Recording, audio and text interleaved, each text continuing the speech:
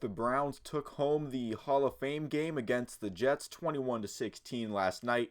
Now wins and losses obviously don't matter in the preseason, but it was nice to get one in Canton in front of Joe Thomas. Just felt right. I know that there were Jets players there that were there as well, but it's an Ohio thing. It's nice to see the Browns get a win in Canton, Ohio in front of Joe Thomas, Hall of Fame inductee.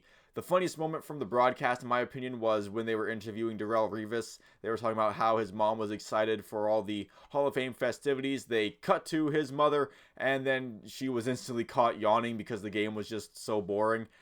Speaking of, how the mighty have fallen with Zach Wilson getting reps in this game, I'm not really sure why the Jets put Zach Wilson in this one, but I guess maybe I view it as some kind of punishment as to just to get himself going or to humble him a little bit, because honestly there was really no good reason for him to be taking reps in the Hall of Fame game. Not sure why you'd want to expose even your planned backup to this kind of game. The Sunday Night Football crew was out on duty to remind you to watch this game on mute.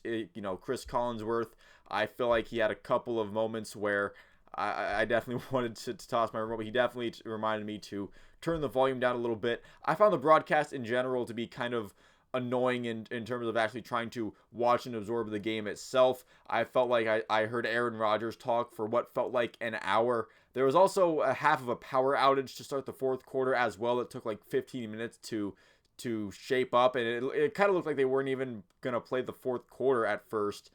So I'm going to start by giving out my concerns from this game for the Browns. There aren't very many. I came away feeling mostly positive about the team, but there were some things that concerned me. Starting with Cade York missing his only field goal attempt of 49 yards. He was 3 for 3 on extra points, although his first attempt barely made it through. I kind of thought he didn't make it at first, but the official signaled it was good, so he was perfect on extra points. But yeah, that 49-yarder miss looks bad. Look, 49 yards isn't a gimme, but there wasn't really issues with the wind. The snap looked fine.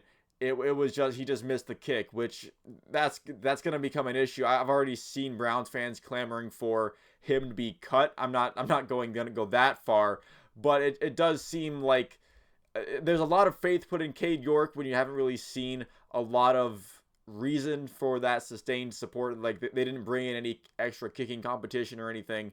Seems like maybe Cade York might not be the guy to put all of the eggs in the Cade York basket. Might not be that great of an idea. Anthony Schwartz fumbled again on an end around. There's no way he survives this training camp. I mean, right? Like they're going to keep him around until they don't have to anymore, because you might as well have him around as a body for training camp. But yeah, he's not going to make the final 53-man roster, right? Like he can't keep getting away with it. Thomas Graham cooked by Malik Taylor early in the game on that big Zach Wilson completion. But now I'm going to move on to some notable performances I thought were in the good direction, starting with quarterback. Dorian Thompson-Robinson, DTR, had himself a game in the second half. I feel like he popped certainly a lot more than Kellen Mond did. Mond had some rough moments, threw a pretty bad interception. DTR showed off his legs. He threw a mean block on a touchdown run from Demetric Felton. I mean, I call it a block. He more just kind of like threw himself at the guy he was blocking. He can make the easy throws. Maybe a lot more downfield accuracy might be a little bit of an issue for him. There were some fans clamoring for him to be the backup quarterback after that performance. I think Joshua Dobbs might have something to say on that. I mean, Joshua Dobbs looked very good last preseason, so we'll see how he looks in those games and also just in practice in general. But yeah, DTR with a very, very encouraging performance, although I will say Kellen Mond probably on watch to not really survive camp right now. Unless things change, again, there is still a long way to go, but didn't have that great of a performance in the Hall of Fame game. I don't really hear people raving about how Kellen Mond is a secret weapon for the Browns or anything. So as things stand right now, Dorian Thompson-Robinson definitely has the advantage in that battle. At wide receiver, I thought Cedric Tillman, who was my personal lock on who I was watching, I thought he had a pretty fine game, had a couple nice receptions. Austin Watkins Jr. showed some spark with DTR, had a touchdown on his cutback route. I'm not sure how much he can climb in the depth chart realistically. I'm not even sure if he can make it out of camp. But Austin Watkins Jr., very recent addition. He wasn't in my wide receiver preview because the Browns got him after I made that video. He seemed to be pretty good. At running back, both John Kelly and Demetric Felton got the majority of the carries. both impressed. They both got in the end zone. I've been pulling personally for John Kelly for quite a while now because he just seemed to be pretty solid in preseason and in the past few camps. Has just been buried under a completely stacked running back depth chart. It's about as wide open as it's ever been. I feel like if he's going to make the main roster, now it's going to be the year. DeJuan Jones, I thought he looked pretty good in his debut. Does make dudes look just absolutely tiny in comparison. Still might be getting by on size alone against the backups and some of the bubble players on these NFL rosters. There are definitely a couple plays where I thought that, you know, a better defensive end would definitely take advantage of DeJuan Jones here or there, but mostly as far as this game goes, no tangible results. That's just how kind of a gut feeling that I had. At defensive tackle, I didn't feel like there was one true standout, although Siaki Ika did have a nice stop on a 3rd and 1, beating a double team early in the 3rd quarter. The Browns seem to like how he's developing early in camp. At linebacker, I thought Tony Fields and Jordan Kunazik both impressed, and at worst, those guys are going to be very solid special teams contributors. So if they can contribute some positive things on defensive snaps, that's going to be just a nice plus, as again, that they're really going to make that special teams unit very, very good. Rookie draft pick, 5th round pick, Cameron Mitchell, cornerback, broke up a 4th down play on a 4th and 2 when the Jets were getting kind of close to scoring, so good for him.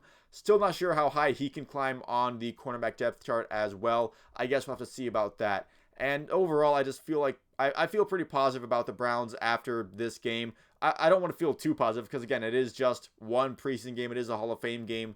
Not many impactful starters playing in this one, so win, lose, or draw. Could you imagine watching this Hall of Fame game for a whole overtime and not having a winner? That would be truly cruel and unusual punishment to the general public just trying to watch the Hall of Fame game. But win or lose, and hopefully not draw in a preseason game, you can't really feel too high or too low about the team because, you know, they're holding back. They're not playing all their starters. They're not really using the playbooks that they're going to be using when it's go time. But overall, there were a lot of positive takeaways to take from this one. DTR being a really nice surprise. Hopefully he can continue to impress during training camp. That's going to do it for this one. If you like this video, go ahead and leave a like and a subscribe if you'd like to see more like it. Let me know in the comments what you think about the Hall of Fame game down in the comment section below. Thank you for watching. You made it this far into the video, and I will see you at the next one.